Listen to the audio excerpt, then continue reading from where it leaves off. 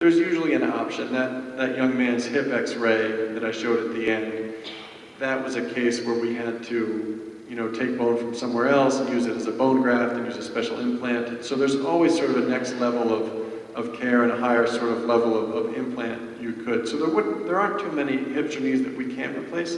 The time at which it becomes too late, occasionally someone will just get to a point medically where they don't want to go through with it. I saw patients this morning up in Rumford, and I saw the most amazing woman who was 98 years old, and she has just terrible arthritis. And she, rightfully, she doesn't want anything done to it. And her knee is bad enough that it was probably nearly that bad 20 years ago. And so she's fine, and I think we did a cortisone injection today. But she's not really a surgical candidate because she feels that her health and her age it wouldn't be a good fit for her. But usually the people that won't do it because they've waited too long, it's usually for a medical issue. It's not for a surgical issue. Yes, sir. Two-part question.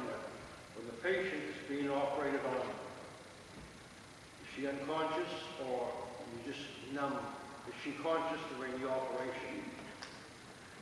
So, first part is when the patient's having surgery, are they conscious during the operation? The two main types of anesthesia we do, most commonly is a pure general anesthetic with a breathing tube or a similar type device where the person is totally out and totally asleep. We can also do spinal type anesthetics where you're numb basically from the waist down and have the surgery.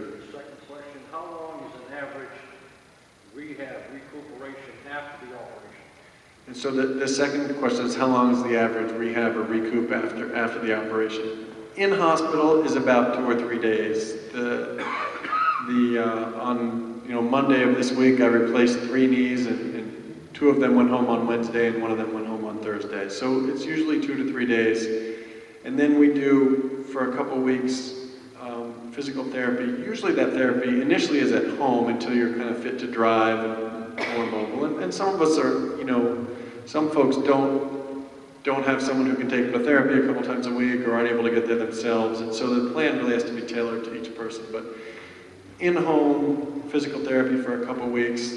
And usually after the first 2 weeks, people are starting to get some of their independence back. I tell people they're not really laid up at all, but for the first 2 weeks, they're not really doing much. I want them to keep their incision clean and work on their motion and start putting some weight and stuff. But when I see people, between 4 and 6 weeks, that's when they've really kind of gotten their independence back a bit. Most people are driving between 3 and 4 weeks and getting back into doing things they want.